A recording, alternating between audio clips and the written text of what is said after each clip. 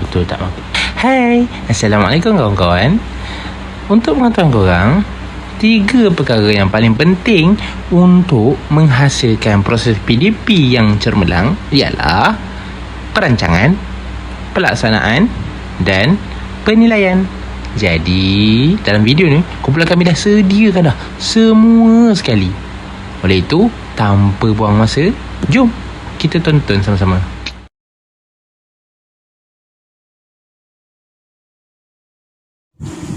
Rancangan pengajaran harian 1 darab untuk mata pelajaran matematik, komposisi kelas 25 orang dan dibuat untuk kelas 3 Ibnu Majah.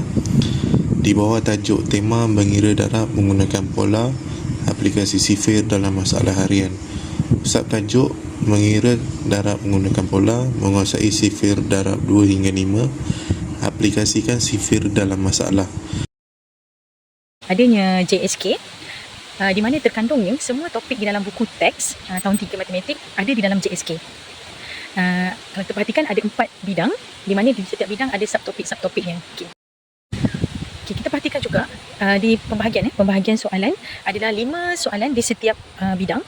5 soalan di setiap bidang di mana dia punya pemberat dia kita telah buat 40 dan juga 20. Ini juga adalah lembaran yang guru edarkan kepada murid-murid. Ini adalah lembaran untuk sifir gigi. Contoh macam kalau buat sifir 8, so ada 8 gigi lah yang dilukis pada mulut sifir gigi. Dan murid akan buatlah ikut sifir yang ditentukan lah. Ataupun pada sifir yang lemah. Ini adalah soalan objektif, soalan darab. Ada 20 soalan di mana setiap soalan tu dia ada aras dia lah. So yang awal tu adalah aras rendah, di pertengahan adalah aras sederhana, dan di akhirnya adalah aras tinggi.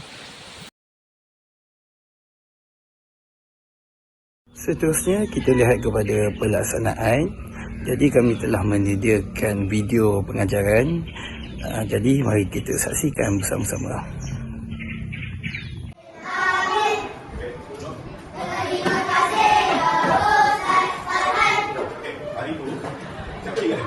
Ustaz ada lagi semua tentang CK. Semua kena B tuan? Betul. Siapa yang tak dapat jawab tuan? Betul. Jadi cuba kita lagi sekarang. Siapa yang tak ha? Kan? Baca sendiri.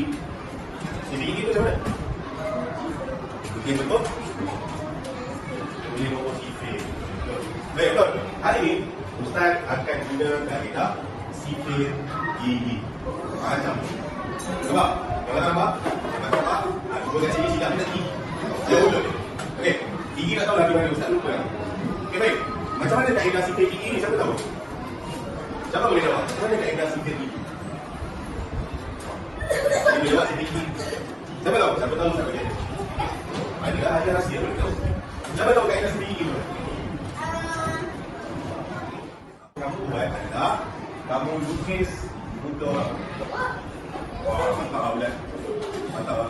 Okey, dekat buku longgar kita ada apa? Ada baca tak awak lah. Ada lepas mata ada? Ada? Hidung? Biasa di hidung macam ni pun? Betul, ada hidung Ustaz. Apa Ustaz kamu macam ni? Ni simbol apa? Simbol tak? Nampak. Kemudian kita buat mulut.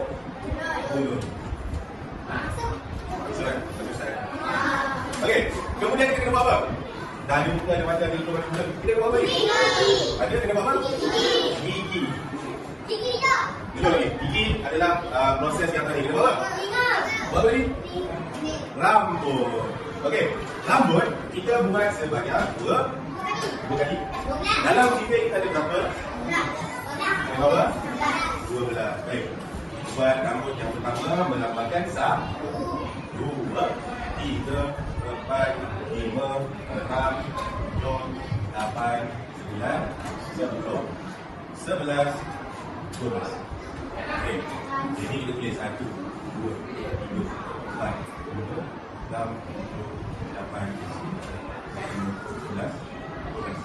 Nampak macam jam kan? Okey, jam. Baik. Kemudian kita terus lukis gigi.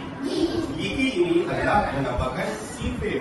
Contoh Ustaz buat 2 gigi. 2 gigi bermaksud sifir. Sifir. Jadi macam mana kaedah kita nak guna sifir gigi ni? Macam mana? semua orang tahu betul 1 darab 2 sama dengan 2. Jadi dekat 1 ni kita tulis apa? Kita tulis 2. Bermaksud 1 darab 2, 2. Jadi kita buat yang kedua pula. 2 darab 2, cara yang mudah. Contoh cara yang mudah. Ini timbul semua. Apa kan? 24 darab 80 betul? Tapi hari tu saya tadi hampir ni betul. Ada Ustaz ni mesti timbul dulu. Okey, baik ni. Cara dia adalah, kamu tengok 2 darab 2 betul? Kamu ambil nombor yang pertama, 2 ini, tambah 2. 2 tambah 2 berapa? 4. Yang ketiga, kita buat apa? Nak cari 3 darab 2, kita ambil nombor yang 2 4. 4 tambah dengan 2. 4 tambah 2 jadi 6. Yang keempat, 6 tambah 2 jadi 4 dan seterusnya. 12, 14, 15.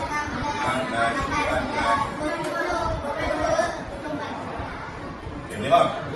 Boleh. Kalau punya kaedah macam ni, sedang susah. Kamu cuma perlu tambah sahaja. Pelaksanaan aktiviti yang telah dijalankan dimulakan dengan guru menerangkan berkaitan cara penggunaan kaedah sifir gigi.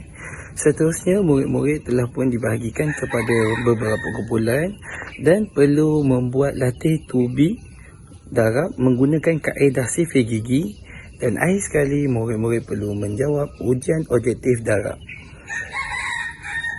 Bagi tahap penilaian, saya telah membuat satu rubrik berkenaan dengan penggunaan kaedah sifir gigi ini, di mana di dalam rubrik tersebut terbahagi kepada 4 kriteria utama, iaitu pemahaman konsep, ketepatan jawapan, kelancaran pengiraan dan juga penggunaan kaedah sifir gigi. Bagi skor di dalam rubrik ini, saya menggunakan 3 jenis skor, iaitu skor pertama, di mana skor yang paling rendah murid memerlukan bimbingan. Skor kedua sederhana, di mana murid dapat melakukan sifir gigi dalam kadar memuaskan, dan skor yang ketiga iaitu murid dapat melakukan sifir gigi dengan cermelang, di mana untuk skor 3, pertama, memahami konsep sifir dengan jelas dan tepat menggunakan kaedah sifir gigi. Kedua, menjawab soalan darab menggunakan sifir gigi dengan ketepatan 90% hingga 100%, mengira dengan lancar tanpa ragu-ragu, mengaplikasi kaedah sifir gigi dengan betul dan konsisten. Skor yang kedua, memahami konsep tetapi ada sedikit kekeliruan dalam penggunaan kaedah, menjawab dengan ketepatan 70% hingga 89%, memerlukan sedikit masa untuk mengira, mengaplikasikan kaedah tetapi kurang konsisten. Dan akhir sekali, skor 1, kurang memahami konsep dan memerlukan bantuan guru, ketepatan kurang daripada 70%, lambat dan ragu-ragu dalam pengiraan, tidak dapat menggunakan kaedah dengan betul. Bagi SWOT analisis, iaitu Strength, Weakness, Opportunity dan juga Threat, untuk kekuatan penilaian yang terperinci, skor yang diberikan adalah berdasarkan objektif dan juga kaedah yang digunakan jelas dan mudah difahami. Manakala untuk kelemahan atau weakness, murid kurang mesra, tidak mampu melakukan tugasan berkumpulan dan mengambil masa yang lama untuk melengkapkan tugasan. Bagi peluang, sesuai untuk penilaian formatif, guru dapat merancang langkah seterusnya, iaitu pada tahap pengayaan dan juga penambahbaikan. Dan bagi ancaman, iaitu threat, keberkesanan pentaksiran bergantung kepada kemahiran penyelidik, interpretasi guru mungkin perbezaan jika deskriptor tidak jelas. Sebagai kesimpulannya, kaedah sifir gigi merupakan satu kaedah dan strategi yang sangat efektif dan relevan untuk memantapkan lagi penguasaan sifir dalam kalangan murid tahun 3. Pentaksiran berstruktur juga dapat membantu guru untuk membuat pemantauan dan perancangan untuk intervensi yang seterusnya. Sebagai rumusan, kaedah sifir gigi membantu murid untuk memahami sifir dengan lebih jelas dan menjadikan pembelajaran dengan lebih menyeronokkan.